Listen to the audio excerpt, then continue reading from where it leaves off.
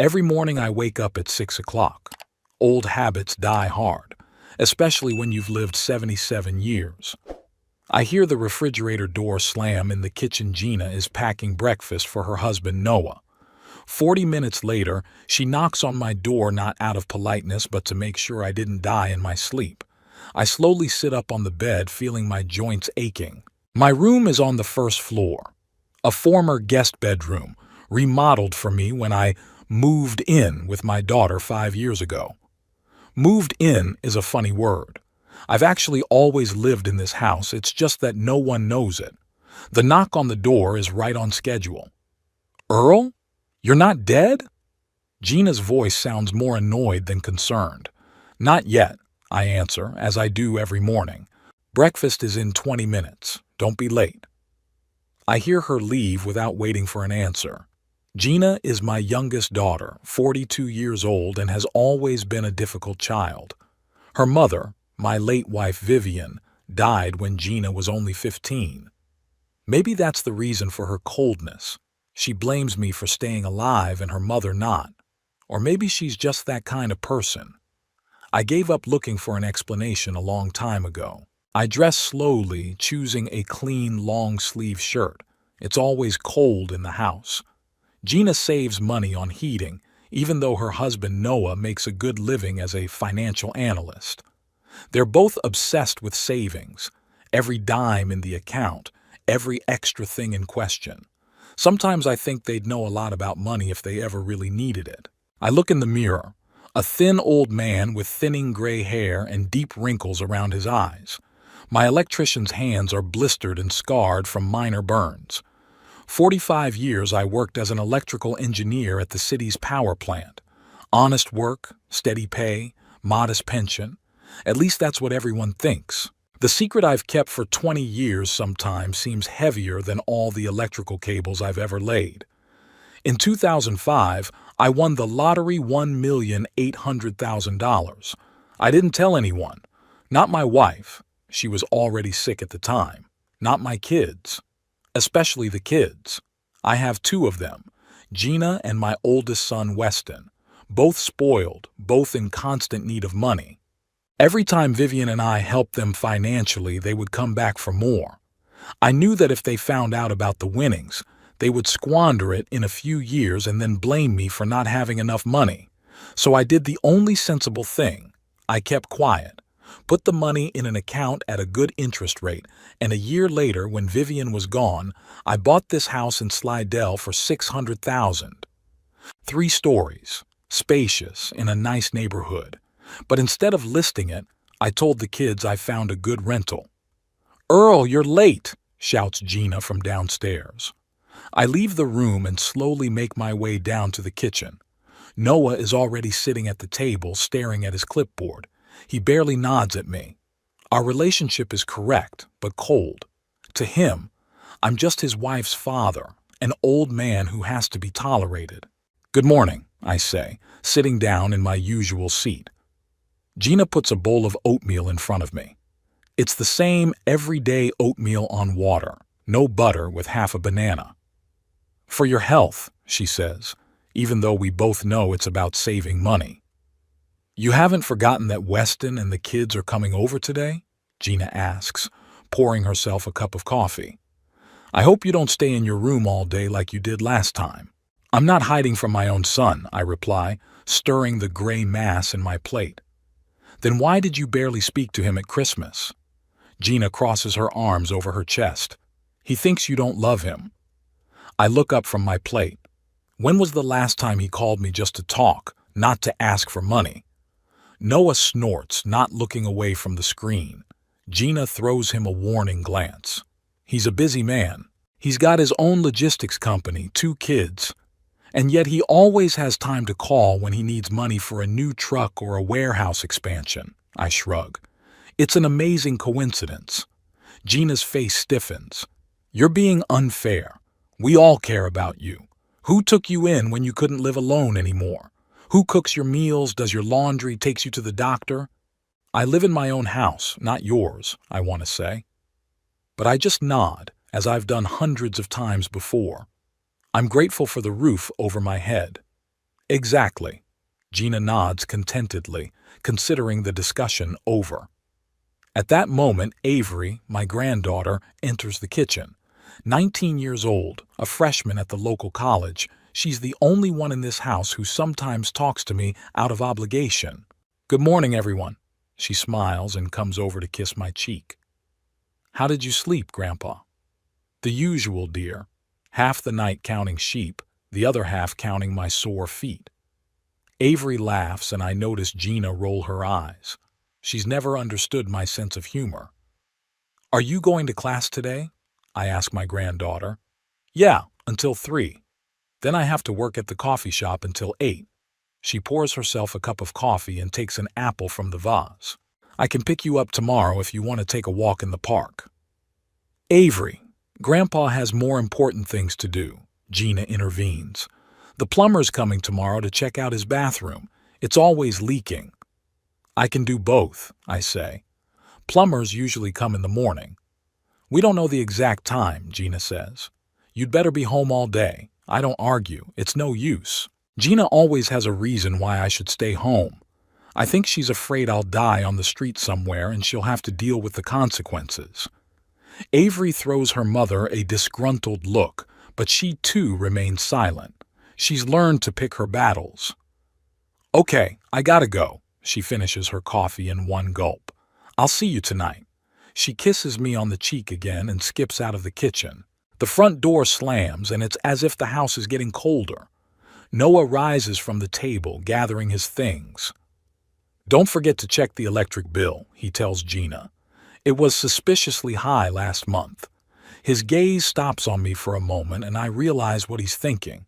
The old man sits at home all day burning electricity. I hardly ever turn on the lights, I say, and I only watch TV in the evenings. No one's blaming you, Earl, Noah puts on a fake smile. It's just that the bills are mounting and your pension isn't exactly a rubber band, is it? I nod, thinking about my bank account, which has over $1 million in it. Money that no one knows about. Sometimes I wonder why I keep that secret. But then I remember the look in Gina's eyes when she talks about the money. Greedy, calculating. Or Weston's phone calls, always starting with, "How's your health, Daddy?" and ending with a request to borrow a few thousand. When Noah leaves, Gina starts clearing the table. Do you remember to pay the rent on Monday? She asks, without looking at me. I remember, I answer. Every month I pay rent. I transfer $2,000 into Gina's account, money she thinks of as rent to the landlord. In reality, I'm just moving funds between my accounts. I'm the landlord. And don't forget the utilities, she adds. This month your share is $350. I nod silently. My share keeps going up, even though I use minimal electricity and water.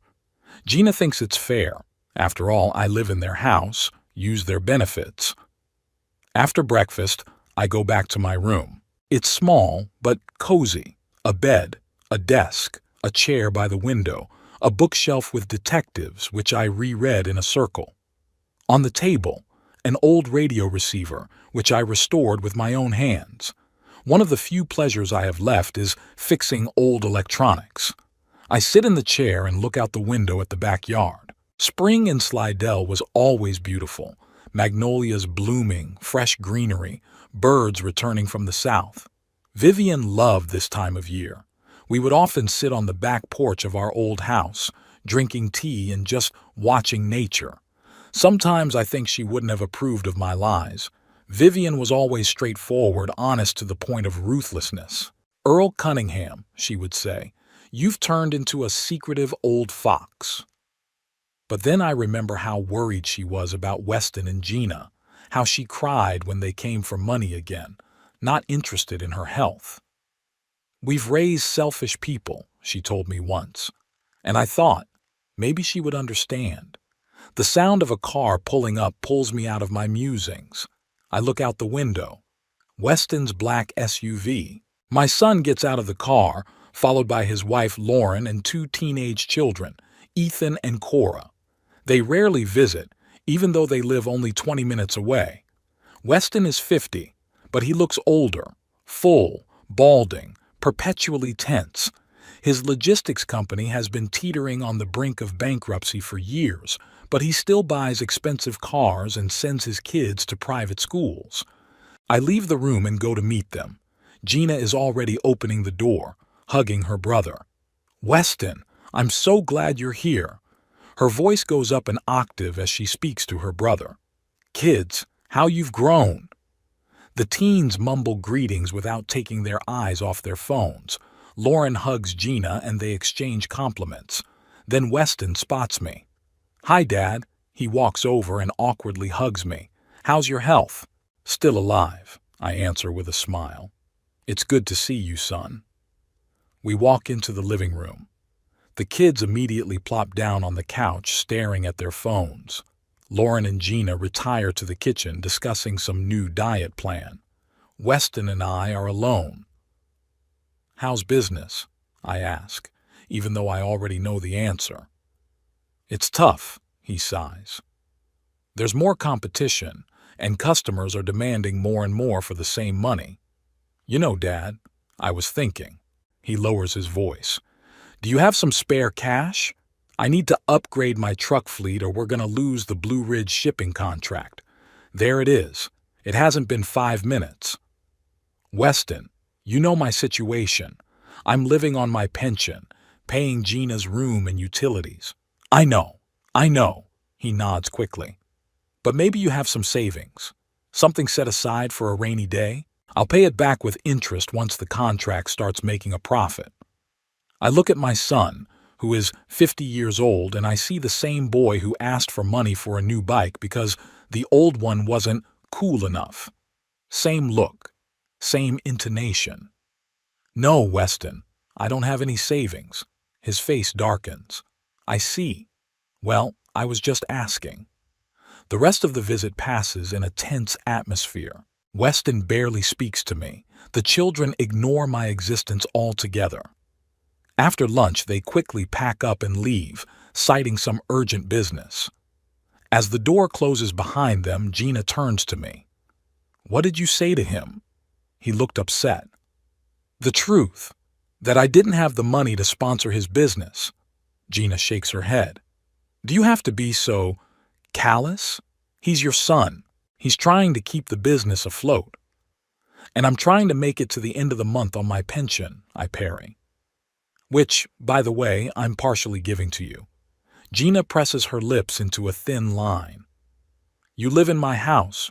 You use my food and electricity. It would be weird if you didn't pay, wouldn't it?" In your house, I think to myself. How easily she has appropriated my property. How confidently she talks about how I should pay for the right to live in the house I bought with my own money. "Of course," I say out loud. "All is fair."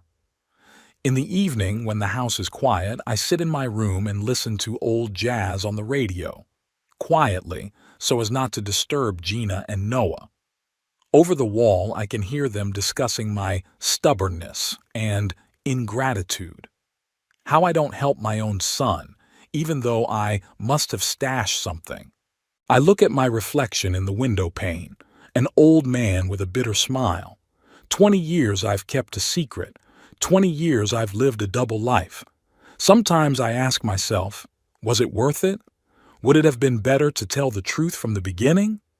But then I remember the greedy gleam in Weston's eyes, Gina's cold calculation, and I realize, no, I did the right thing. The money wouldn't have made them better. It would have disappeared faster than I could blink. It's times like this that I especially miss Vivian. She was always my compass, my conscience. What would she say now? Would she support me or condemn me? Avery gets home around 9. I hear her knocking quietly on my door. "Grandpa? Are you awake?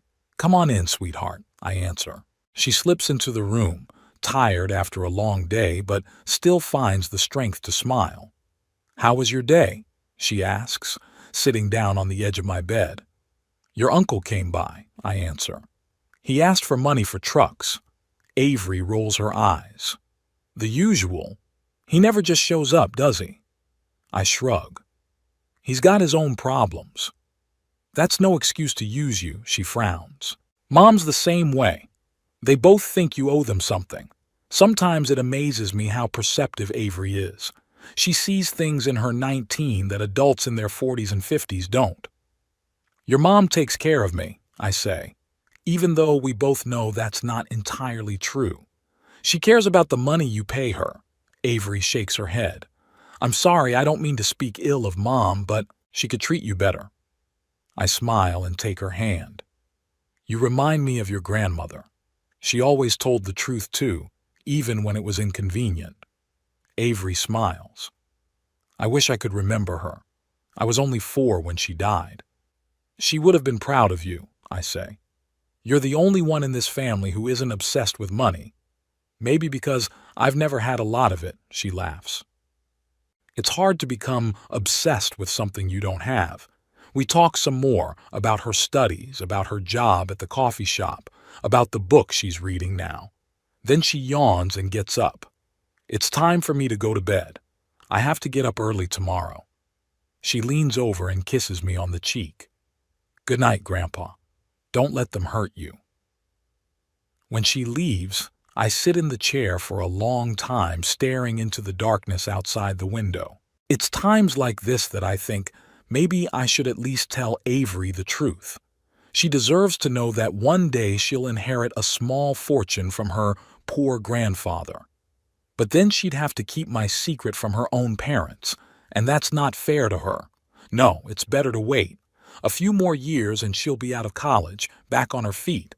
Then maybe it'll be time for the truth. In the meantime, I will continue to play the role of the old man who lives on a pension and depends on his daughter's generosity. I'll pay rent on my own house and endure the leering looks when I turn on the lights during the day.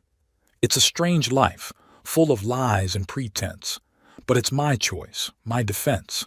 And as long as I can sit in the silence of my room listening to jazz and remembering Vivian, I can live with it. Sunday morning greeted me with a headache. I woke up to the sound of a lawnmower outside my window. The neighbor across the street always mows his lawn at 8 a.m. sharp on Sundays, regardless of the season. I struggled to sit up on the bed, reaching for the pills I always keep on my nightstand. At my age, pills are becoming as much a part of life as coffee in the morning. Through the wall, I could hear Gina and Noah talking in the kitchen. Their voices sounded muffled, but I could distinguish the words bills and problems. They're talking about money again. Gina is obsessed with saving money even though she and Noah make enough. Sometimes I think it's the only topic they really care about. I slowly got dressed and left the room. The conversation in the kitchen stopped momentarily when I appeared in the doorway. Good morning, I said as I headed for the coffee maker. Gina was sitting at the table with a calculator and a stack of papers, bills, receipts, bank statements. Noah stood by the window with his arms folded across his chest. Earl, we were just talking about you, Noah said in his businesslike tone. Did you remember your rent is due tomorrow? I poured myself a cup of coffee, trying not to sound annoyed. It's the same thing every month. I didn't forget. I'll wire the money today. Also, Noah continued, the electricity rate went up again. Your share this month will be $400. I almost choked on my coffee. $400? Last month it was $350. Inflation, Earl, Noah said, as if he were explaining the obvious to a child. Everything's getting more expensive.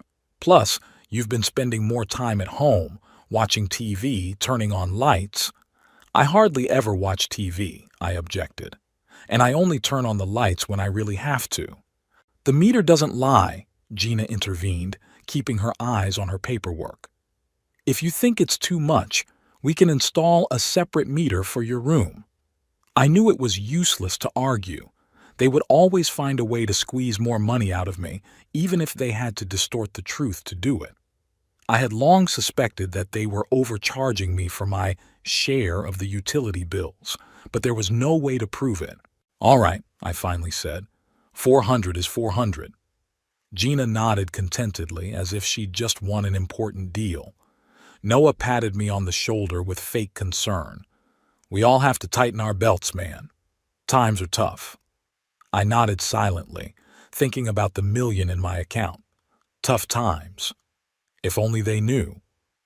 After breakfast, I went out into the yard to stretch a little.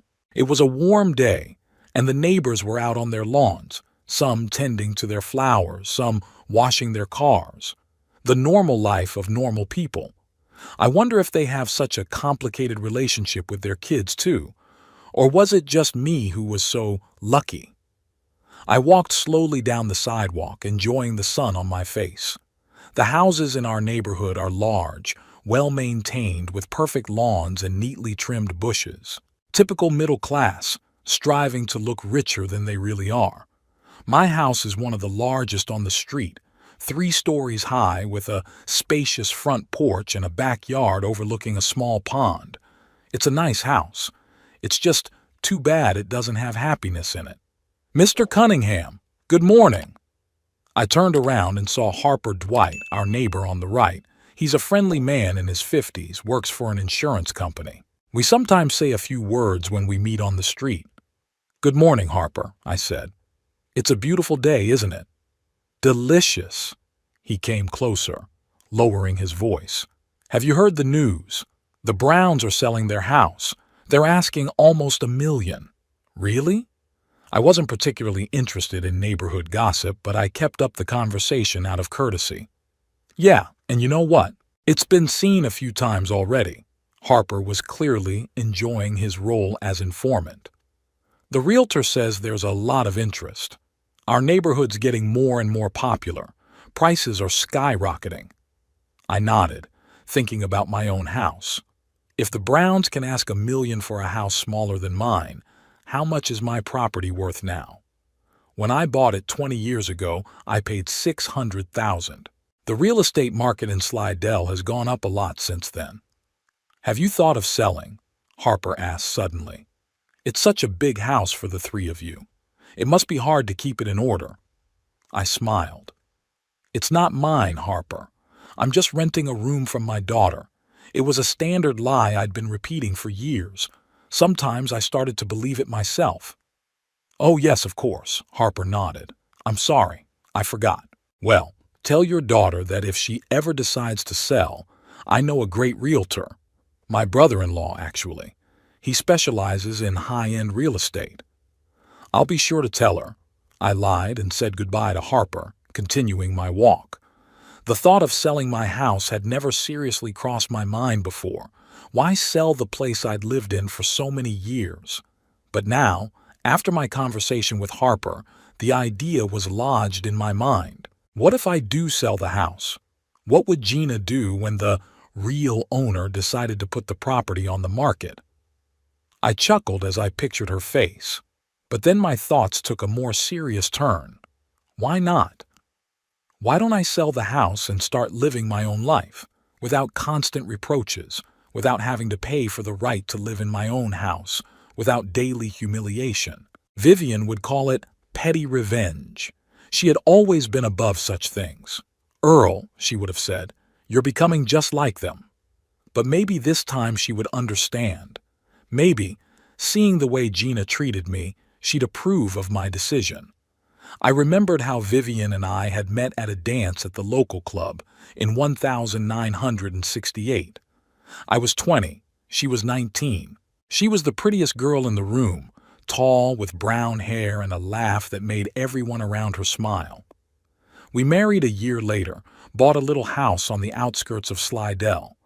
I worked as an electrician, she as a school teacher. We were happy, despite our modest income. And then the kids were born, first Weston, then Gina, and everything changed. They never appreciated what they had. They always wanted more. Weston demanded expensive toys. Gina demanded fancy clothes. Vivian and I worked overtime to make sure they had everything they needed, but it was never enough.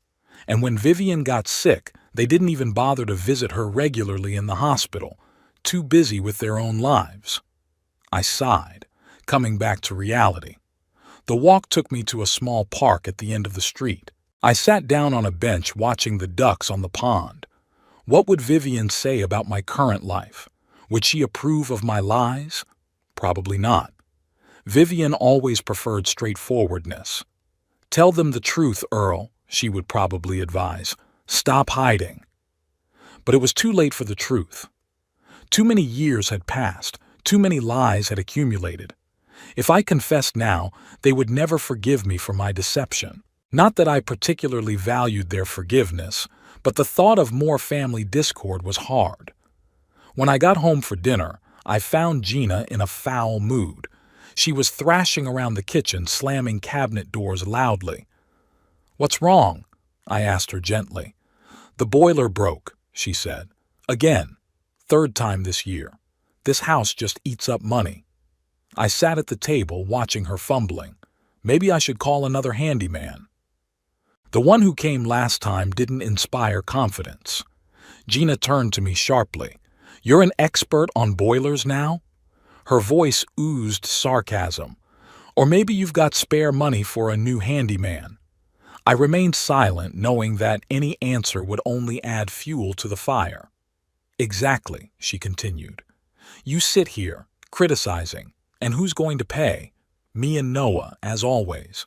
Do you know how much it costs to run this house? Do you know how much we spend on repairs, insurance, taxes?" "Yes, I do," I wanted to say. "I've been paying for it for 20 years. Instead, I just nodded. "I understand it's expensive." "You don't understand anything." Gina sat across from me, folding her arms across her chest. "You live here. You have all the amenities, and all you have to do is pay your share on time. But even that's a problem." "I always pay on time," I objected, feeling the anger boiling up inside me. "Yes, but that's not good enough." She raised her voice. "Prices are going up, Earl. We can't subsidize your life anymore." Subsidize? Now it was my turn to raise my voice. "I pay $2,000 for a room and $400 for utilities. That's more than my pension. Where do you think the rest of the money comes from?" Gina was almost screaming. "Does it fall out of the sky?" "No, it's me and Noah working our asses off to pay for this house." I took a deep breath, trying to calm down. This conversation was going nowhere but another fight. "I can increase my share if I need to," I said finally. "Or I could look for another place to live." Gina snorted. "And where will you go? Who would rent to a 77-year-old man with a meager pension? You realize we didn't take you in because of the money, but because you're our father. That doesn't mean you can sit on our necks." "Taken in." Those words cut like a knife. Every time Gina said them, I felt like a stray dog that had been taken in out of pity. At that moment, Noah walked into the kitchen, fresh from a run. He immediately sensed the tension. "What's going on?" "The boiler's broken," Gina replied, "and Earl thinks we should spend even more money on expensive handymen." "I didn't say that," I countered. "I was just making a suggestion." "It doesn't matter what you suggested," Noah interrupted. "The fact is, it's getting more expensive to run this house, and your contribution is the same. It's not fair to us." "I just told Gina I'm willing to increase my share," I replied, feeling like I was being backed into a corner. "By how much?" Noah asked businesslike. "Another $500 a month would cover the increase in expenses." I swallowed. Another $500? That would be nearly impossible on my pension. Sure, I had money in my account, but they didn't know that. "Yeah, I need to think about it," I said finally. "This is a serious promotion." "Think fast." Noah cut me off. "The bills won't wait." He left the kitchen, leaving me alone with Gina. She looked at me with an expression I couldn't quite pinpoint, a mixture of disappointment, annoyance, and maybe a dash of pity. "You realize we're not going to kick you out on the street," she said more quietly. "But you have to pay your fair share. This is adult life, Dad. Nothing comes for free." Adult life. I'm 77 years old. I've worked all my life, buried my wife, raised 2 kids, and she's telling me about adult life. "I know," I replied, holding back my anger. "I'll think about your offer." The next day, on my usual walk, I saw the realtor outside the Browns' house. A tall man in an expensive suit was putting up a "for sale" sign on the lawn. Without knowing why, I approached him. "Hello," I said. "Are you selling the Browns' house?" The man turned around and gave me a professional smile. "That's right. Raymond Prescott, Slidell Luxury Real Estate." He handed me a business card. "Are you interested in buying?" I grinned. "No, just curious. I live in the neighborhood." I pointed to my house. "Over there." Raymond whistled. "That's a great house. One of the best in the neighborhood. If you ever want to sell, be sure to come to me. With a property like that, you can get a great price in the current climate." "Really?" I acted surprised. "How much do you think it could be worth?" Raymond squinted his eyes, assessing the house from afar.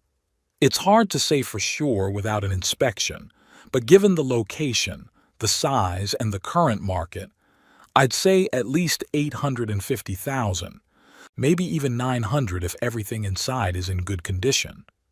I whistled, feigning shock. "Wow. Is this a good time to sell?" "The best time in years," Raymond said confidently. "Demand is huge, offers are low. Homes in this neighborhood are going in a matter of days, often above asking price. If you have any interest—" No, I replied hastily. "The house isn't mine. I just live there with my daughter. She's the owner." "I see," Raymond nodded.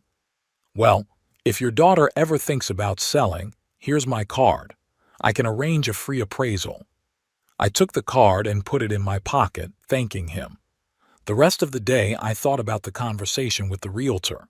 850,000, maybe even 900, considerably more than I'd paid 20 years ago. Money that would ensure that I could live comfortably for the rest of my days without having to account to Gina and Noah for every dime I spent. That evening, when everyone had gone to bed, I pulled out Raymond's business card and stared at it for a long time.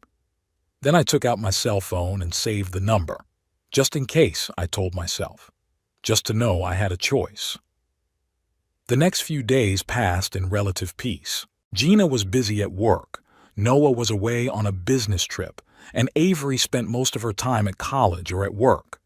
I enjoyed the rare moments of solitude, listening to jazz, reading books, fiddling with my old radio. But on Thursday night, the storm broke again. Gina came home from work in a terrible mood. I was sitting in the kitchen drinking tea and reading the paper when she came in and threw her bag on the table. "Did you wire the rent money?" she asked without greeting. "Yes, back on Monday," I replied, keeping my eyes on the paper. "And the extra?" I looked up. "What extra?" "We talked about increasing your share." Gina folded her arms across her chest. "Another 500 a month. You said you'd think about it." "I did," I said calmly. "I've decided I can't afford the increase. My pension isn't exactly rubber." Gina's face turned red. "So you expect us to keep covering your expenses? That's not fair, Earl." "I'm paying a fair price for a room," I objected, feeling my blood pressure rising. $2,000 for a small bedroom is more than market value. "It's not just the room," Gina raised her voice. "You're using the kitchen, the living room, the garden. You consume electricity, water, gas. "I pay for the utilities separately," I interrupted. "And the sums keep going up, even though I use almost nothing." "You use more than you think," Gina countered. "And even if you weren't, the real estate itself is getting more expensive. Taxes go up, insurance goes up. Someone has to pay for all this." I took a deep breath, trying to stay calm. "I realize it's expensive to maintain a house, but I can't pay more than I am now. If you need extra money, maybe you should talk to Weston. He could—" "Weston?" Gina laughed a bitter laugh. "Are you serious? He's got his own problems. And unlike you, he has real expenses, the kids, the business, the mortgage." "I have expenses too," I said quietly. "Drugs, doctors, which are mostly covered by health insurance." Gina cut me off. "Don't play poor, Earl. We both know you should have savings. You've worked your whole life, lived modestly. Where did all the money go?" I was silent. not knowing what to say. Should I tell the truth? Admit that I had millions in my account? Or continue the lie I'd maintained for 2 decades? I spent most of my savings on your mother's treatment, I finally said. It was a half-truth. Vivian's treatment had indeed been expensive, though it hadn't exhausted my funds. The rest went to everyday expenses. Life is expensive, Gina, especially when you're old and sick. Gina looked at me in disbelief. I don't believe you, she said bluntly. You're hiding something. I always have. But you know what? It's not my problem anymore. She came closer, hovering over me. I'll tell you what, Dad. Either you increase your share by $500 a month, or you look for another place to live. I'm no longer going to subsidize your life at the expense of my family's well-being. I looked at her, my youngest daughter, the one I once carried in my arms, the one I read bedtime stories to, the one I bought ice cream for at the park on Sundays. Now she stood before me like a stranger, cold and calculating. Are you kicking me out? I asked quietly. I'm setting fair terms, she replied. This is business, Earl. It's nothing personal. Nothing personal. My own daughter tells me that evicting her own father is nothing personal. I get it, I said, getting up from the table. Give me a week to decide. There's nothing to decide, Gina cut me off. Pay the rent or get out. Her words hung in the air, razor sharp. I walked silently out of the kitchen and into my room. When I closed the door behind me, I took Raymond Prescott's business card out of my pocket and stared at it for a long time. Then I took out my cell phone and dialed the number. Mr. Prescott? This is Earl Cunningham. We spoke the other day outside the Brown house. Yes, that's right. I'd like to talk to you about the possibility of selling my house. I didn't wait the week I'd allotted myself. The very next morning, after the fight with Gina, I started packing. There wasn't much. Clothes, a few books, an old radio, pictures of Vivian, personal papers. My whole life fit into 2 suitcases in a cardboard box, a sad summation of 77 years on this earth. Gina was at work as I finished packing. Avery came into my room, saw the suitcases, and froze in the doorway. Grandpa? What's going on? Her voice shook. I looked at my granddaughter, the only person in this house who truly cared about me. I'm moving out, honey, I replied, trying to sound calm. Your mom gave me an ultimatum yesterday.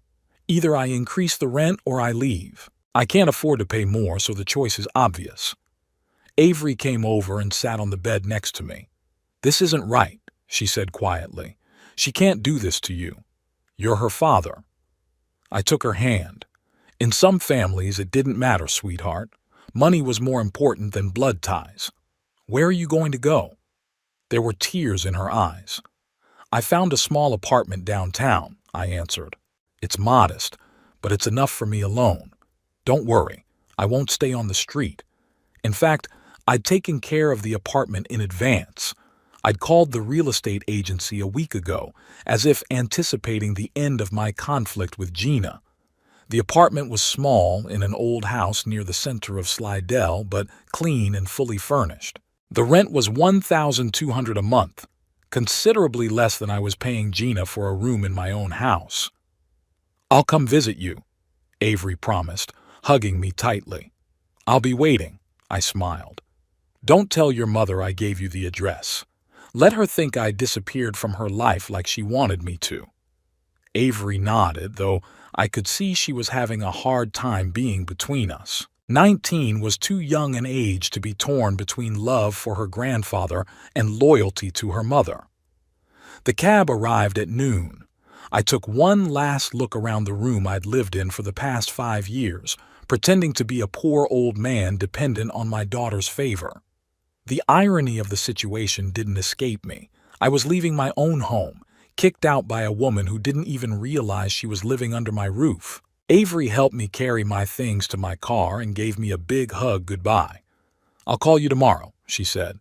I'll be waiting, I replied, and got into the cab.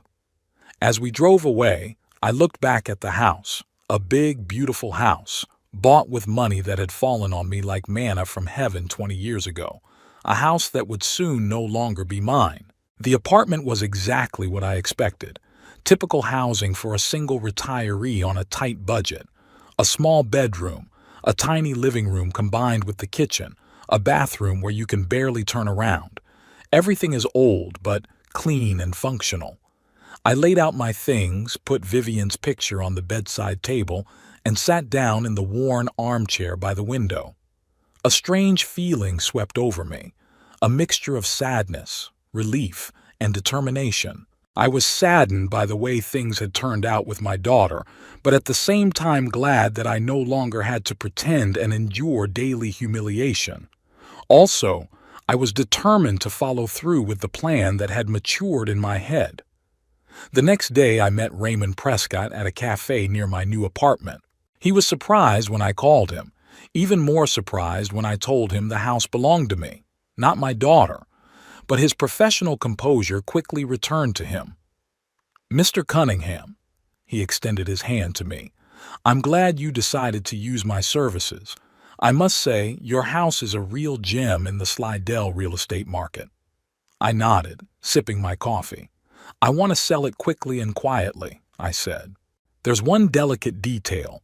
My daughter and her family who live in the house don't know I own it." Raymond raised his eyebrows but didn't ask any questions. "I understand. Family circumstances can be difficult, but that's not a problem. We can handle all transactions confidentially. However, the buyers will need to see the house." "I know," I interrupted. "You can tell your daughter that the current owner has decided to sell the house and that she will have a standard eviction period after the deal is finalized. She doesn't need to know that the owner is me." Raymond tapped his fingers on the table thoughtfully. "It's possible. We could do the sale through a trust or a limited liability company to hide your name. But let me ask you, are you sure you want to go that route? Family secrets tend to come out at the worst possible time." I chuckled. This particular secret had been kept for 20 years. A couple more months won't make a difference. "Whatever you say." Raymond nodded. "Now about the price. After a preliminary appraisal and market analysis, I believe we can list your house for $890,000. That's an aggressive but realistic price, given the current demand." I nodded. "That sounds reasonable, but I'd like to set a minimum acceptable price of $840,000. If an offer of that amount or higher comes in, I'll agree to sell immediately." Raymond smiled. "You know a lot about real estate, Mr. Cunningham. 840 is a good threshold. I'm pretty sure we'll get offers higher, but this gives us a clear target." We discussed the details: agency commission, showing schedule, marketing strategy. Raymond was professional in his work, explained everything clearly and without too much water. By the end of the meeting, I had the impression that I was in good hands. "I'll have the documents ready by the end of the week," Raymond said, saying goodbye. "In the meantime, I'll take pictures and a virtual tour. When would it be convenient to show me the inside of the house?" "My daughter works weekdays from 9 to 5, I said. "That would be the best time. I'll give you the key." Raymond nodded and we parted. I went back to my small apartment feeling strangely relieved. The wheel had turned. Soon my plan of revenge would become a reality. In the evening, Gina called. I didn't answer right away, staring at the blinking phone screen. Part of me wanted to ignore her calls for the rest of my life, but I knew that would only delay the inevitable. Besides, I was curious what she would say. "Hello," I finally answered. "Earl? Where are you?" Her voice sounded annoyed, but I could detect a note of concern. "Someplace safe," I answered evasively. "You moved out without even saying goodbye. Did you? I come home and you're gone. Your stuff's gone. Avery said you took a cab and left." "What did you expect, Gina? You literally kicked me out of the house." "I did not kick you out. I didn't kick you out. I just said you should pay your fair share." "Which I couldn't afford," I reminded her, "which is tantamount to eviction." There was silence on the line. Then Gina sighed. "Look, maybe I was too harsh. We can talk about this." You shouldn't be living alone at your age. It's dangerous. Ah, I thought. That's where the dog is. Gina wasn't worried about me, she was worried about money. Without my rent, the family budget would be drastically reduced. I'm doing just fine on my own, I replied. I found a small apartment that I can afford. Nothing to worry about. But your stuff, she began. I took everything I need, I interrupted. The rest you can throw away or keep, whatever you want. Earl, you're being unreasonable, she said, a familiar note of superiority in her voice. You're 77 years old. You can't just go off and live alone. Obviously I can, I replied. And I'm doing it. Don't worry, Gina, I won't be a burden to you and Noah. That's not the point, she exclaimed. We're a family. We have to stick together. Family. How conveniently she remembered that when she realized she was losing her source of income. I'm sorry, Gina, but you shattered that illusion yourself when you gave me the ultimatum, I said calmly. I respect your decision and I've made mine. I think it's best for all of us. She tried to convince me to come back for a while longer, but I remained adamant. Finally, she gave up. All right, do whatever you want, but when you find it hard to live alone, don't come crying to me. Don't worry, I won't, I replied, and hung up. I spent the next few days settling into my new apartment. I bought groceries, found the nearest pharmacy, studied the bus schedule. Life began to take a new direction. Without the daily fights with Gina, without having to account for every dollar spent, without the constant feeling that you are a burden to your own children, I breathed easier. Despite the modest conditions, I felt more free than I had in years. Avery called the second day, as promised. I gave her the address and she arrived that evening, bringing homemade cookies and a new book. How are you settling in? She asked, looking around the apartment. Quite comfortable, I replied, pouring tea. It's quiet. The neighbors are mostly old people like me. There's even a small park nearby where I walk in the mornings. Avery sat down at the small kitchen table, resting her chin on her palms. Mom's furious, she said. At first she thought you were bluffing and would be back soon. Now she realized you're serious and it's pissing her off. I grinned. I can imagine. How did Noah react? He's worried about money. Avery rolled her eyes. He's still calculating how much he'll have to pay for the house without your share. They're both acting like you betrayed them, not the other way around. I shook my head but didn't comment. I didn't want to put my granddaughter in an even more difficult position by making her choose sides in the conflict. What about Weston? Does he know I moved out? Yeah, my mom called him. Avery sipped her tea. He said something like, typical Earl, always thinking of himself. Sorry, Grandpa, but my uncle's a jerk. I laughed, openly and sincerely for the first time in a long time. Don't apologize, honey. It's a tough family, as they say. We talked for almost 2 hours. Avery told me about college, about her part-time job at the coffee shop, about her plans for the future. She dreamed of becoming a journalist, writing about social issues. She had big plans and a bright head. I hoped that the money she would one day get from me would help her realize those dreams. When she left, I felt the loneliness again, but it wasn't as oppressive as before. Now it was the calm, peaceful loneliness of a man who can finally breathe fully. 3 days later, Raymond Prescott called with the news. Mr. Cunningham, we already have interested buyers, he excitedly reported. I took photos and a virtual tour yesterday, posted the ad just this morning, and already 5 viewing requests. That fast? I was surprised. I told you the market is hot right now, Raymond replied. Plus, your house is a real gem. 3 stories in excellent condition in an upscale neighborhood. These offers are rare. We agreed on a showing schedule. Raymond would bring potential buyers when Gina was at work. I gave him a second set of keys and warned him to be careful. Leave no signs of being there. Lock all the doors as they were. Don't worry, Mr. Cunningham, the realtor assured me. I'm a professional. Your daughter won't suspect a thing until the very last moment. The next day, Gina called again. This time her tone was softer, almost apologetic. "Earl, I've been thinking about our situation," she began. "Maybe we can find a compromise. You could pay a little more, not the full $500, but say $250. "That's an interesting suggestion," I replied neutrally. "What's changed?" "Nothing has changed," she said quickly. "It's just, you're my father.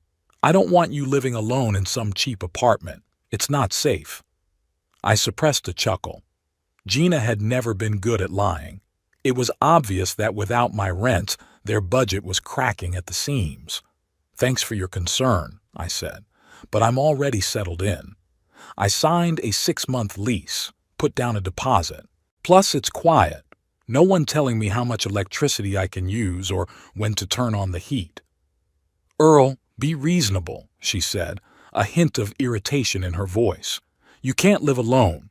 What if you fall, or you get sick at night?" "I have a phone for emergencies," I replied. "And I'm not as infirm as you must think I am. I can handle it." She sighed. "You've always been stubborn. Even Mom said you were impossible to argue with." The mention of Vivian prickled me. Gina rarely talked about her mother as if she were trying to erase her from her memory. "Vivian knew when to insist and when to back off," I said quietly. "It's a shame you didn't inherit that trait." The conversation ended quickly after that. Gina mumbled something about calling back later and hung up. I knew she wouldn't give up trying to get me back, not because she cared, but because of the money. The week went by quickly. Raymond called every day with reports of showings and potential buyers. Interest in the house was overwhelming.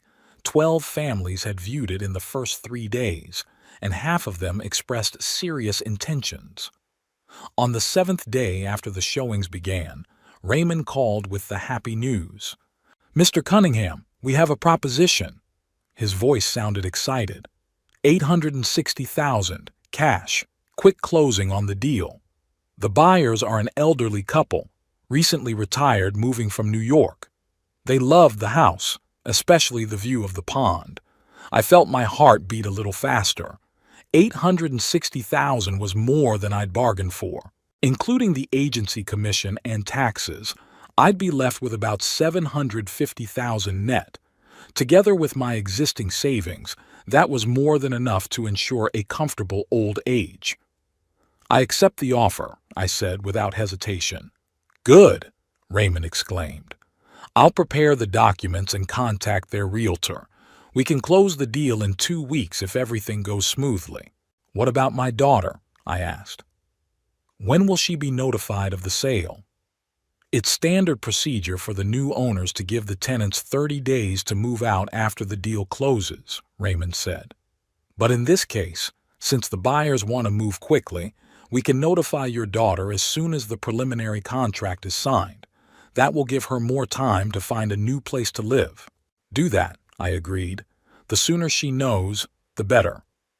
After the call, I sat in a chair by the window, looking out at the street and pondering my decision. Part of me felt bitter and disappointed. It wasn't how I'd envisioned my life ending. I had hoped to spend my final years with a loving family, perhaps with grandchildren visiting me every weekend, with a daughter who cared for me out of love, not money. Instead, I was selling my house to get revenge on a woman who saw me only as a source of income. But another part of me felt a strange satisfaction. Gina would finally know the truth, that she'd been living in my house all these years, not the other way around. That I wasn't a helpless old man dependent on her favor, that I could have pulled the rug out from under her at any time, and that's exactly what I was doing now. Vivian probably wouldn't have approved of such revenge. She always said that anger destroys the soul of the one who feels it, not the one at whom it is directed. But Vivian didn't see what our daughter had become since her death, didn't hear the cold words, didn't feel the scornful looks, hadn't endured the humiliation day after day, year after year. I sighed, looking at my wife's picture on the nightstand. "I'm sorry, darling," I whispered, "but sometimes even the most patient people break down." The next few days passed in paperwork. I signed documents, answered lawyers' questions, submitted bank statements. Raymond handled the process skillfully, explaining each step and warning of potential pitfalls. Gina called several times, still trying to convince me to come back. I answered evasively, not wanting to give her false hope, but not revealing my plans either. Let her find out everything from the realtor, like a regular tenant. It would be fair. On the 10th day after I left, Raymond called with the news. Mr. Cunningham, the preliminary contract has been signed. The buyers have put down a deposit of $86,000. Now we can officially notify your daughter of the sale. How do you plan to do that? I asked. The standard procedure is to send a registered letter notifying her of the sale and demanding that she vacate the premises within 30 days of the closing. But in your case, I think a personal meeting will be more effective. I can stop by tomorrow and explain everything. She'll be furious, I warned. Don't worry, Raymond grinned. In 15 years in this business, I've seen it all. Tenant anger is a common occurrence in real estate sales. I agreed to his plan but asked him not to reveal my involvement until the very end. Raymond promised to maintain confidentiality, but warned that at the closing of the transaction, my name will inevitably appear in the documents. If your daughter scrutinizes the deeds, she will see that you are the seller, he said. I can't hide that. I understand, I replied. It won't matter by then. The important thing is that she doesn't know now. That evening I couldn't sleep for a long time, imagining Raymond coming to Gina and telling her the news. How her face changed when she realized she couldn't live in that house anymore. How she calls Noah in a panic, telling her they're being evicted. Part of me felt gratification at these thoughts, but another part of me felt a strange emptiness. Was this really what I wanted? To take revenge on my own daughter, even if she deserved it? I got out of bed, walked to the window. Night Slidell was twinkling with lights, living its life, oblivious to the little human dramas playing out behind closed doors. Somewhere out there, in a big house on a quiet street, Gina was sleeping, unaware that tomorrow her life would change. And I, her father, was the one who set the mechanism in motion. You're doing the right thing, I said to myself. She chose this path herself when she decided money was more important than family.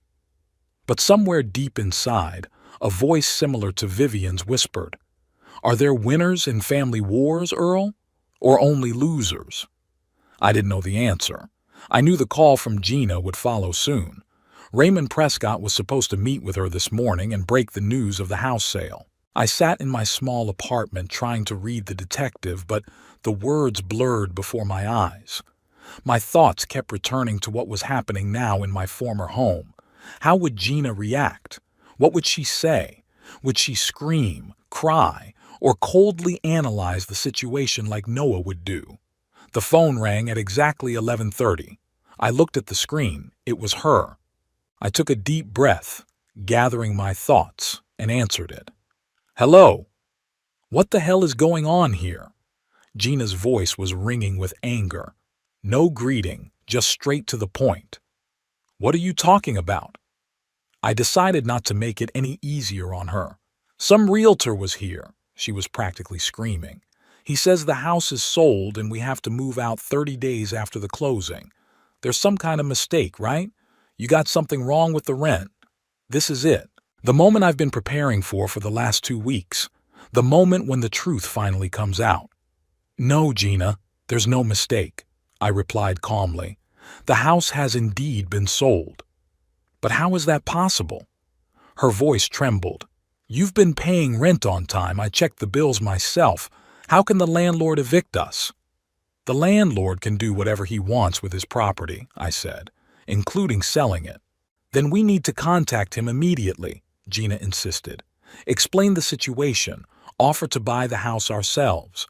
Noah and I have a good credit history. We could—" "Gina," I interrupted her, "you don't understand. The landlord's already made his decision. The house is sold for $840,000. The money has been paid, the documents have been signed. But this is crazy. We've lived here for over 5 years. We should have some rights. I could hear the desperation in her voice. Earl, you gotta help us figure this out. You had the landlord's contact, right? You paid him directly? I closed my eyes. This is it. The moment of truth. No, Gina. I didn't pay any master. I paid you. What are you talking about? She obviously didn't understand. Of course you paid me and I paid the landlord. It was more convenient. No, I said slowly, enunciating each word clearly. You didn't pay any landlord because there was no landlord. The house had always belonged to me. Silence hung on the line.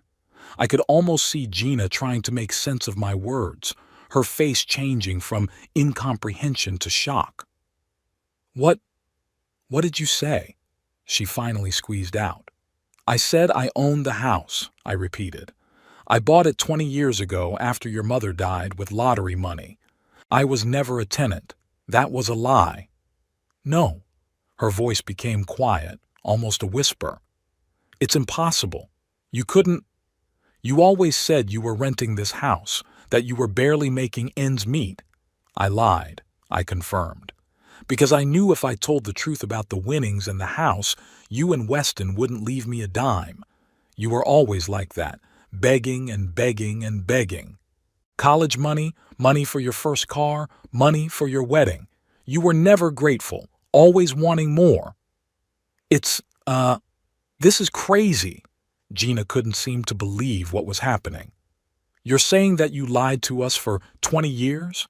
That you let us think we were helping you, when in fact you were living in my house and charging me money for the privilege, I finished for her. Yeah, that's right. And now, you've sold the house? Her voice suddenly became harsh. You're throwing your own daughter out on the street? I sold my property, I corrected. The very property you were demanding money for. The very property you threatened to kick me out of if I didn't increase the rent. Remember what you said? Pay the rent or get out. Well, I did. Now you have to clean up. You're a monster, Gina exhaled. How could you do this to your own family? To your own daughter? What will Avery say when she finds out her grandfather threw us out on the street?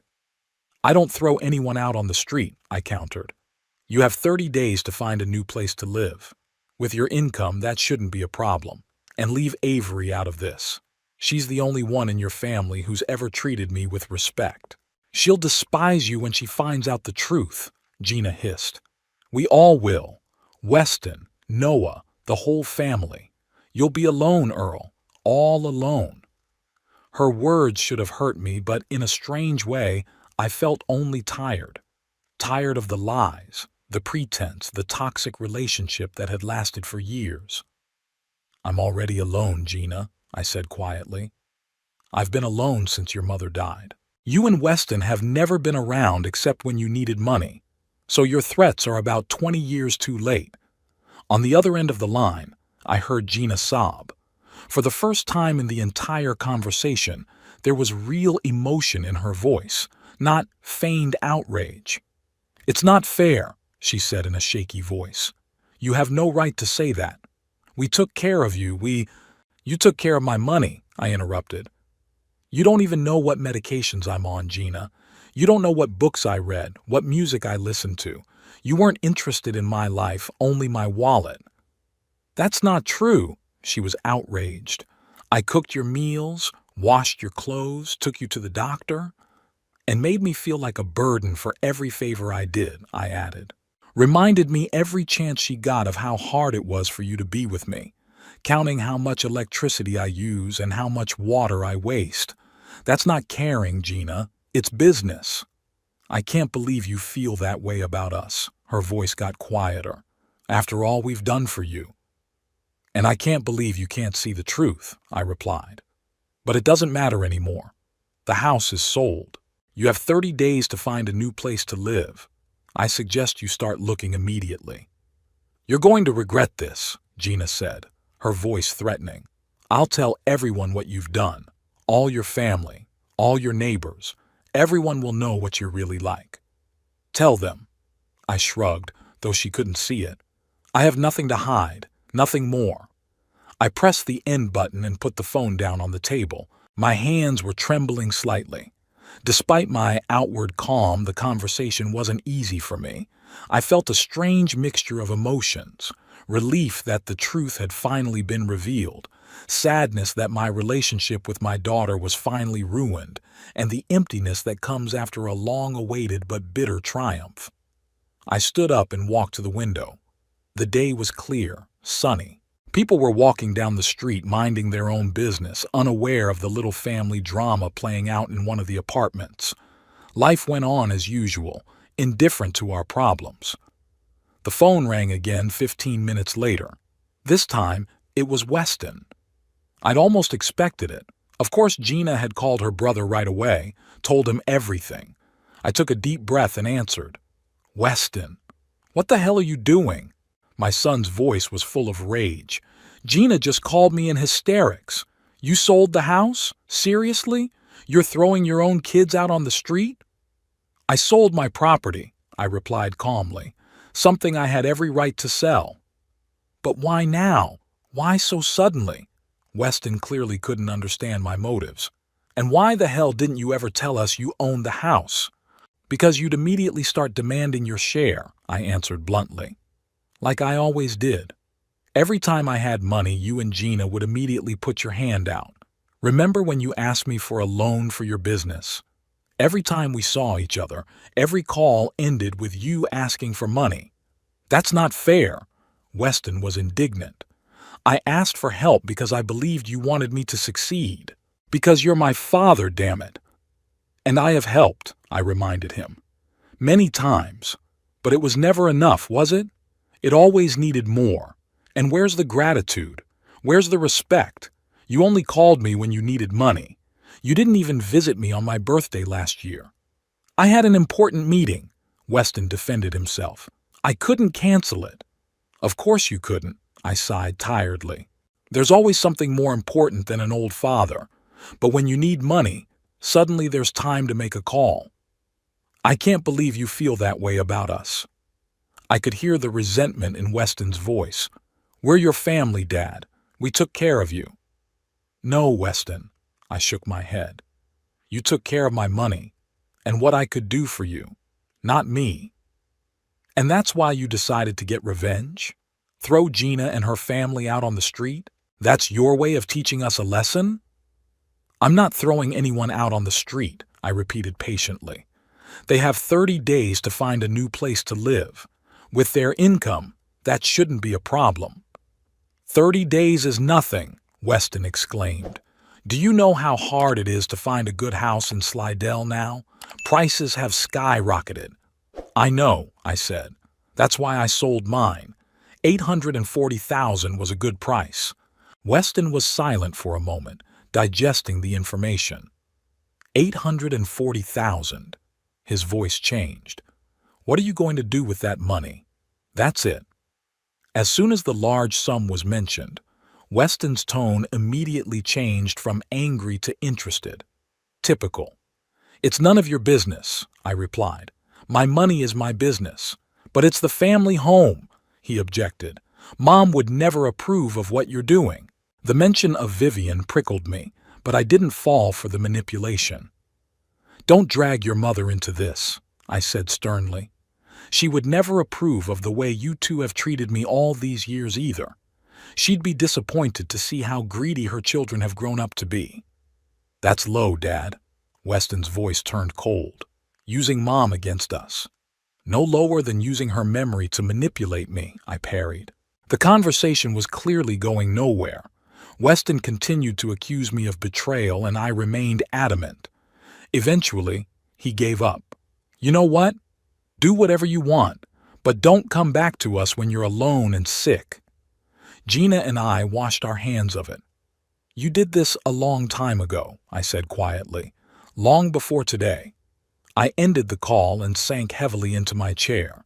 These conversations had exhausted me more than I'd expected. Not physically, emotionally. Saying out loud what I'd been holding in for years was both liberating and agonizing. The next call followed from Avery. Her voice sounded worried. "Grandpa? What's going on? Mom just called me hysterical, saying you've sold the house and are kicking them out on the street. Is that true?" I sighed. Poor Avery, having to be in the middle of a family conflict. "Partially," I answered honestly. "I did sell the house, but I'm not kicking anyone out on the street. They have 30 days to find a new place to live." "But, Grandpa, I don't understand." Her voice sounded confused. "How could you sell the house? It belonged to Mom and Dad, didn't it?" "No, honey," I said softly. "The house has always belonged to me. I bought it 20 years ago, but I never told anyone about it." There was a pause, during which Avery was probably trying to process this information. "You're telling me that, all this time," she began, "all this time your parents have been living in my house, not the other way around," I confirmed, "and were charging me money for rent. Ironic, isn't it? But why didn't you ever talk about it?" I could hear the bewilderment in her voice. Why did I hide it? Because I knew that once the truth came out, your parents and Uncle Weston would want their share, I explained. "I won the lottery, Avery, a big one. I bought a house with the money and put the balance in an account. If they found out, there wouldn't be a trace of the money a year later." "You didn't trust them," she said. "I knew them too well," I corrected. "And time proved me right. Look how they reacted when I refused to increase the rent. Your mother literally kicked me out of my own house." Avery was silent for a while, digesting the information. "Mom says you did it out of revenge," she said finally. "That you wanted to punish them." I wondered. Was it revenge? Yes, partly. I couldn't deny that I felt some satisfaction in imagining Gina's shock, but that wasn't all. "I did it because I was tired," I said honestly. "Tired of lying, of pretending, of having to justify every dollar I spent. I wanted freedom, Avery, to be able to do with my money as I saw fit, without fear of someone reaching out and demanding their share." "I understand," she said quietly. "But it's still cruel, Grandfather. They're without a home now. They have money to rent or buy a new house," I objected. "They're not on the street, and they have 30 days, more than enough time to find a place to live." "You're probably right," Avery sighed. "It's just that this is all so unexpected. I don't know what to think." "You don't have to choose sides, sweetheart," I said softly. "I'll still love you no matter what you decide." "I know, Grandpa," her voice trembled. "I'm just afraid I won't be able to see you anymore. Mom is furious. She says she'll never forgive you." "It's her choice," I said. "But you can always visit me whenever you want. My door is always open to you." After talking to Avery, I felt drained. It was as if all the emotions I'd been holding back for years had burst out in one day and left a scorched desert. There was no triumph, no satisfaction of revenge, just fatigue and the strange relief of not having to pretend anymore. I turned my phone off, not wanting any more conversations. Enough for today. Tomorrow would be another day, and maybe the passions would settle down a bit, though I doubted it. In the evening, I went out for a short walk. The weather was warm and there was the smell of blossoming trees in the air. I walked slowly, thinking about the events of the day, about the shock in Gina's voice, about Weston's anger, about Avery's confusion, about how one decision made 20 years ago to hide the winnings and buy the house had led to today. Was I right to do that? It's hard to say. Maybe if I had been honest with my kids from the beginning, things would have turned out differently. Maybe, knowing about my money, they would have shown more respect, more care, or, more likely, they would have just squandered my savings faster. I remembered Vivian, her wisdom, her ability to see through people. She'd always said that secrets destroy families from the inside out, slowly but surely, like termites destroy a tree. Was she right? Had I destroyed my family with my lies, or had it already been destroyed by my children's greed and selfishness? I didn't know the answer. I doubted I would ever know it. But one thing I knew for sure was that I no longer wanted to live a lie. Whatever happened next, whatever the outcome of this story, I would meet him with open eyes and a clear conscience. Back in the apartment, I turned on my phone. 10 missed calls from Gina, 5 from Weston, 2 from Avery.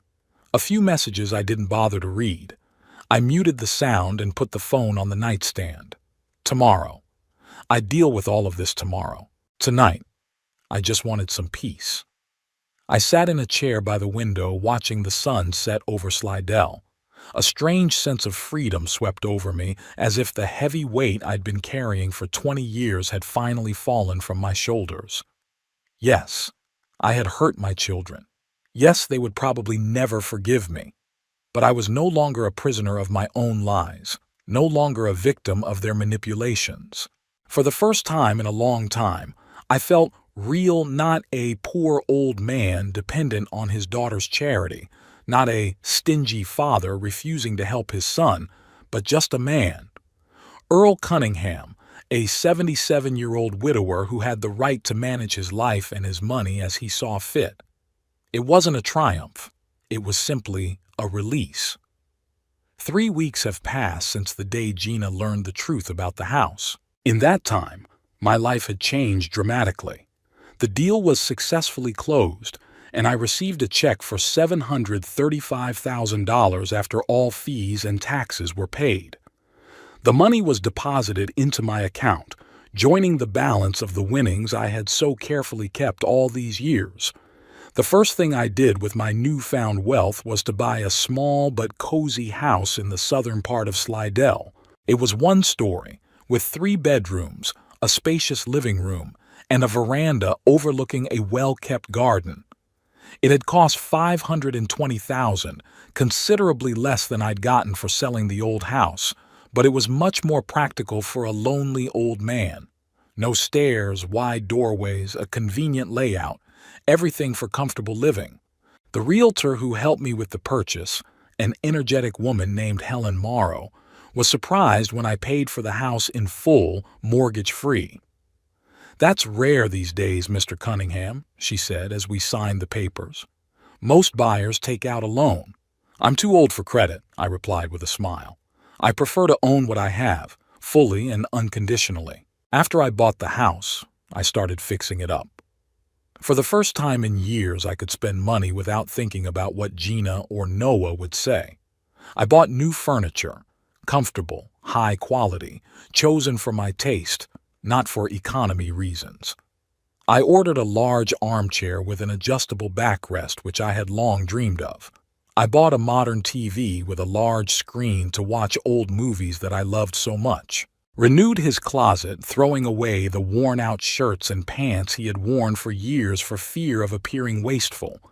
But the greatest pleasure was seeing a doctor, not the one Gina drove me to, constantly reminding me of the cost of the visit, but a specialist recommended to me by a neighbor. Dr. Phelps, an experienced gerontologist, gave me a complete examination, prescribed more effective medications for my arthritis, and even recommended a physical therapist who helped me develop an exercise program to improve my mobility.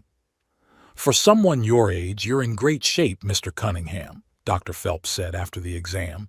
"With proper care and treatment, you can live many more years of active life." Those words were a balm to my soul. For years I had listened to Gina tell me how I was fading and needing more and more care. It was good to know that my health wasn't as bad as she tried to convince me. While I was settling into my new place, Gina and Noah were feverishly looking for a place to live. Avery told me about it during our regular phone conversations. She was the only one of the family to keep in touch with me after the house scandal, as she called it. "They're looking at apartments, but everyone's not happy," she informed me one evening. "Mom says nothing compares to the old house, and Dad is angry about the cost of rent. They fight all the time." "I'm sorry you have to witness this," I said sincerely. "Not your fault, Grandpa," Avery sighed. "Well, technically it is, but I understand why you did it. I probably would have gotten tired of the constant nagging and demands, too. It was so like Avery to try to see a situation from different angles. In her 19, she had a wisdom that her parents lacked. "How did Uncle Weston react to all of this?" I asked, though I guessed the answer. "He's furious," Avery confirmed. "He says you betrayed the whole family, that you're selfish and all that. But you know what's funny? When Mom told him about your money, the first thing he did was call and ask for a loan to expand the business, right in the middle of a scandal. I wasn't surprised. Weston was always like that. Even when he was angry, he'd take advantage." "What about your parents? Are they still mad at me?" "Mom is," Avery answered after a short pause. "She says she'll never forgive you for cheating and kicking us out of the house. Dad, he's more angry about having to pay for a new place. You know Dad. It's all about money for him." I did. Noah's always been a financial analyst, not just by trade, but by vocation. Every decision in his life has been through the prism of profit and loss. "Had they found anything suitable?" I asked, feeling a slight prick of conscience. "I think so," Avery replied. "An apartment in a new complex near the center. It's not as big as the house, but it's a decent place." My mom still wasn't happy, saying it was a step backward in their lives. I didn't say anything. Gina had always been obsessed with status, the trappings of success. Moving from a big house to an apartment, even a nice one, was a blow to her ego. "When are you moving into your new house?" Avery changed the subject. "Already moved in," I answered. "I moved the last of my stuff in yesterday. You should come by sometime. I think you'll like it." "I will," she promised. "Just don't tell Mom. She'll forbid me to see you." "It will be our secret," I assured her. After our conversation, I sat on the new veranda enjoying the warm evening and a cup of tea. It was strange how things had turned out. For years I had lived a lie, pretending to be a poor old man dependent on my daughter's favor. Now that the truth was out, I was free. But the price of that freedom was my relationship with most of the family. Was it worth it? It's hard to say. Sometimes, in moments of weakness, I doubted my decision. Maybe it was worth it to keep playing the game, to endure humiliation and nagging for the sake of preserving at least the semblance of family ties. But then I remembered the cold calculation in Gina's eyes when she demanded an increase in rent. Weston's greed, always asking for more than I could give. The constant feeling that I was a burden, that my presence was only tolerated because of the money I brought in. No, I decided. Freedom was worth the price. The ability to live by my own rules, to spend my own money without excuses, to not have to fear being kicked out of your own home, it was worth breaking up a relationship that had long since stopped being healthy. Avery kept her promise and visited me a few days later. Her eyes widened when she saw my new home. "Wow, Grandpa!" she exclaimed, looking around the spacious living room with new furniture and modern appliances. "It's amazing! Much better than I expected." "What did you expect?" I asked with a smile. "That I'd be living in a shack?" "No, of course not," she laughed. "It's just that Mom said you probably moved out to some cheap apartment on the outskirts. She has no idea that you've got all this stuff." She circled the room, noticing the quality furniture, the new TV, the collection of books neatly arranged on the shelves. "She doesn't need to know," I said. "Let her think what she wants." We spent the afternoon together. I showed Avery the house, the garden, the new computer I'd bought so I could learn how to use the internet. We cooked dinner together, a real dinner with quality food I could now afford, not the cheap pasta and watered-down sauce Gina fed me. "You look happy, Grandpa," Avery remarked as we sat on the porch after dinner. "More relaxed, I guess." "I am," I admitted. "For the first time in a long time, I feel free. No need to prove anything to anyone, no excuses for existing." "I'm happy for you," she said sincerely. "I really am. You deserve to be happy." "So do you, sweetheart," I took her hand. "By the way, there's something I wanted to talk to you about. I've set up a trust account in your name for your education and your future." "What?" She looked shocked. "Grandpa, you don't have to." I want to, I interrupted her. You're the only one in this family who really cared about me. Not about my money, but about me. You deserve a chance at a good education, at a life of your own choosing without having to worry about money. Avery's eyes filled with tears. I don't know what to say, she whispered. Thank you.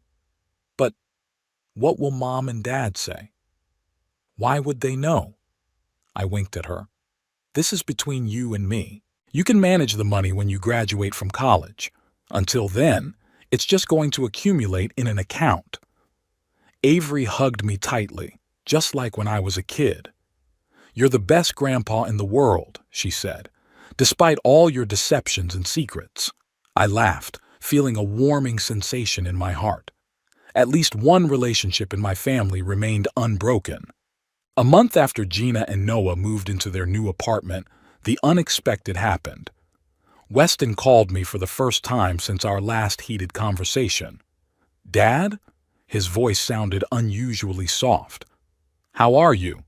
I'm fine, I answered cautiously, suspecting a trick. How are you? Good, he coughed. Listen, I've been thinking about our last conversation. Maybe I was too harsh. You know, I'm always a hothead when it comes to family. I appreciate your apology, I said neutrally. Yeah, I'd like to stop by your place if that's okay. See how you're settling in, maybe help with something. There it is. I could almost hear the gears clicking in Weston's head. He'd found out about my money, my new house, and now he wanted to repair the relationship, not out of remorse or love, but out of possible gain. That's very nice of you, I said, but I'm perfectly settled. Everything that needs to be done has been done. Yeah? I could hear the disappointment in his voice. Well, maybe I'll just stop by and see you. It's been so long since we've had a proper conversation. Maybe some other time, I said evasively. Right now, I'm a little busy with setting up the house. After a few more attempts to make an appointment, Weston gave up and said goodbye, promising to call later. I knew he would call, especially if he heard from Avery, who I hoped would keep her mouth shut, about the trust I'd set up for my granddaughter. Gina held on longer. For almost 2 months after the eviction, she didn't make contact. But one day, as I was gardening at my new house, her car pulled up. I straightened up, leaning on the rake, and watched her get out of the car, looking around my house with undisguised amazement. Earl, she said instead of greeting me. Nice place you got here. Thanks, I replied calmly. To what do I owe this visit? She stepped closer, scrutinizing my face. You look good, she said with a touch of surprise. Healthier than before. A proper diet, a good doctor, and a lack of constant stress works wonders, I said. Gina pressed her lips together, but she held back a sharp reply. Avery told me you bought this house, with the money from the sale of your old house? Yes, I confirmed. It's much more practical for someone my age. No stairs, all on one level. She nodded, looking at the well-tended garden, the new garden furniture on the veranda, the freshly painted front. Must have cost a lot of money. I can afford it, I replied simply. Gina sighed as if gathering her strength. Look, Dad, I know we didn't break up in the best way. I was shocked, angry about your deception.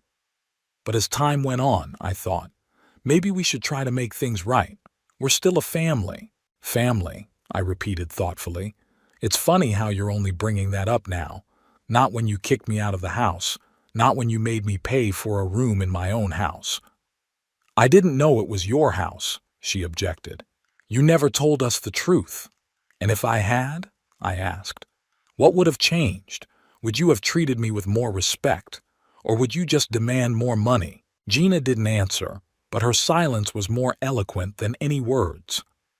You didn't come here for reconciliation, I said, realizing the truth. You came here because you found out about my money, my new house, because you realized you'd missed your chance to get your share. It's not fair, she said quietly. You're judging me without even giving me a chance. I gave you a chance every day for the 5 years I lived with you, I replied. Every day was a chance to treat me like a father, not a source of income. You didn't take any of them. We stood in silence, looking at each other across a chasm of mutual resentment and misunderstanding. Finally, Gina turned toward the car. I thought you'd be lonely and miserable, she said over her shoulder. That you'd realize how much you needed a family. But you seem to be doing just fine on your own. Yes, I agreed. I'm doing fine. She got in her car and drove away without saying goodbye. I watched her go, feeling a strange mixture of sadness and relief. It was probably the last time we'd see each other, but maybe it was better for both of us. The next few months passed in relative peace. I set up my new home, gardened, found a hobby club where older people like me met to discuss books and play chess. Avery visited me regularly, sometimes staying for the weekend. She talked about college, about her plans to become a journalist, about trips she wanted to take. Weston called several times, each time with a barely concealed request for money. I politely declined, saying that all my funds had already been disbursed. He quickly lost interest in the conversation after that. Gina didn't call or come by again. I learned from Avery that he and Noah had bought a smaller house than before, but still spacious and in a good neighborhood. The relationship between them had become strained. Noah accused Gina of missing out on a gold mine by not having a better relationship with me. Sometimes I wondered if I had done the right thing by revealing my secret in this way. Maybe I should have gradually told the children the truth, given them time to get used to the idea that their father wasn't as poor as they thought. But then I remembered the cold calculation in Gina's eyes, Weston's greed, and I realized nothing would have changed. They'd just get to my money faster. On a bright spring morning, I was sitting on the veranda of my new house, enjoying a cup of good coffee, real, freshly ground coffee, not the cheap instant stuff Gina was buying. The morning paper was in front of me. I still preferred paper to electronic, even though I'd mastered the internet, and even started an email account to communicate with Avery. The garden I'd lovingly landscaped over the past few months was beginning to bloom. Tulips, daffodils, early roses, bright spots of color against the fresh greenery. I hired a gardener who came once a week to help with the hard work, but took care of most of the plant care. It was an enjoyable activity that gave me a sense of fulfillment and connection to nature. My phone rang, breaking the morning idyll. I looked at the screen. Gina. Strange, she hadn't called in months. What could have caused her to break the silence? I stared at the blinking screen, wondering if I should answer. What would she say? Another accusation? A new attempt at manipulation? Or maybe something had happened to Avery? The last thought made me reach for the phone, but I stopped myself. If something serious had happened to Avery, I'd get a call from the hospital or the police, not Gina, who had avoided contact with me for months. No, it was probably another attempt to repair the relationship, not out of love or remorse, but out of calculation. Perhaps Weston had told her about the trust for Avery, though I hoped my granddaughter had kept that secret. Or maybe Noah was having financial problems and they decided to try to get some help from Rich Daddy. I stared at the screen for a few seconds, then hit the mute button and put the phone screen down on the table. Gina could leave a message if it was really something important, and I wasn't about to interrupt my morning for another round of manipulation and accusations. I went back to my coffee and the paper. The sun was rising over the garden, promising a warm spring day. Birds sang in the bushes. The breeze gently ruffled the leaves of the trees. The world continued on its way, indifferent to small human dramas. And I was part of that world, not a poor old man dependent on his daughter's favor, not a stingy father refusing to help his son, but just a man. Earl Cunningham, a 77-year-old widower who could finally live by his own rules without having to justify or pretend. For the first time in years, I felt truly free, master not only of my home, but of my life. And that feeling was priceless, far more valuable than all the money I'd ever had or lost. The phone stopped ringing.